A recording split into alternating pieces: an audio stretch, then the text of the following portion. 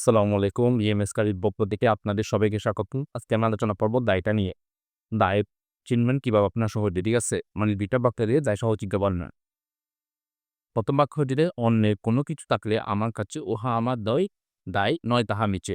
মানে অন্যের ধরেন আমি কারো থেকে যদি টাকা ধার নিই, তো হচ্ছে এটা তো আমার টাকা না। তো আমি টাকাটা ধার নিয়ে আসছি। তো টাকাটা হচ্ছে উনার। তো আমাকে দীর্ঘ সময় টাকাটা পরিশোধ করতে হবে। তাহলে আমি উনার কাছে কি দায়বদ্ধ। আমাকে দীর্ঘ সময় টাকাটা উনাকে কিন্তু পরিশোধ করতে হবে। তো উদাহরণ যেমন দেখেন ব্যাংক নেই ৳১,০০,০০০। তো ব্যাংক থেকে আমি টাকা ধার নিছি। টাকা ধার নেওয়ার ফলে টাকাটা কার? ব্যাংকের। তো ব্যাংক থেকে আমি টাকা ধার নিয়ে আসছি। মানে বিপদের উপর টাকা ধার নিচ্ছি। তো আরকি টাকাটা আমাকে যেকোনো সময় কিস্তিতে হোক, যেকোনো সময় টাকাটা আমাকে কি করতে হবে? পরিশোধ করতে হবে। তাহলে ব্যাংকের জীবনে আমি কি দায়বদ্ধ। আমাকে যেকোনো সময় টাকাটা পরিশোধ করতে মূলধন ৳১,২০,০০০ তো আমি মূলধন বিনিয়োগ করছি। তো এটা আমার জন্য একটা মূলধন সবসময় কি হয়? দায় হয় কি হয়? দায় হয়। গ্রাম্য মহাজন থেকে ঋণ ৳৫,০০,০০০। তো আমি আমার একটা কাজের জন্য গ্রাম্য মহাজন থেকে আমি টাকাটা ঋণ নিচ্ছি ৳৫,০০,০০০। তো টাকাটা কার? টাকাটা হচ্ছে গ্রাম্য মহাজনের ৳৫,০০,০০০। তো আমি ওনার থেকে টাকা ধার নিচ্ছি। এখন টাকা উনার নিকট আমি কি দায়বদ্ধ। আমাকে দীর্ঘ সময় টাকাটা কি করতে হবে? পরিশোধ করতে হবে। হয় ১ মাস পর হোক, হয় ১ বছর পর হোক। উনি আমাকে নির্দিষ্ট তারিখে টাকাটা পরিশোধ করতে হবে। তারপর ২য় বাক্য হচ্ছে দিতে হবে যাহা দায় আমার তাহা। এখন দিতে হবে বলতে কিরকম? মানে ধরেন আমি একটা প্রতিষ্ঠানের মালিক। তো আমার আন্ডারে ধরেন ২০ থেকে ৩০ জন কর্মচারী চাকরি করে। তো আমাকে তাদের মাসে, মাসে বেতন দিতে হবে।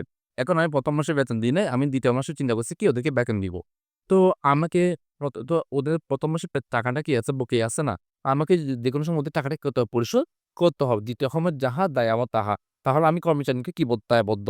আমাকে দীর্ঘ সময় টাকাটা কি করতে হবে? ওদেরকে দিয়ে দিতে হবে। বকেয়া ভাড়া। ধরেন আমি প্রত্যেক মাসে ভাড়া তো এই মাসে ভাড়াটা দিইনি। তো আমি এর পরের মাসে হয়তো চিন্তা করছি ভাড়াটা দিব। তো এই মাসে যে ভাড়াটা বকেয়া আছে। কিন্তু এর পরের মাসে আমাকে ভাড়াটা কি ফেলতে হবে? দিয়ে ফেলতে হবে।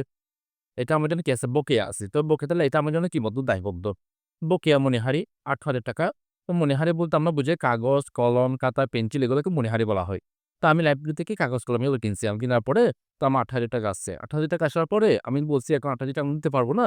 আমি পরের মাসে করে দিব। তো আমার টাকাটা কি আছে? বকেয়া আছে না? তাহলে উনি আমাকে আমি অন্য কি দায়বদ্ধ। আমাকে দীর্ঘ সময় টাকাটা কি পরিশোধ করতে হবে।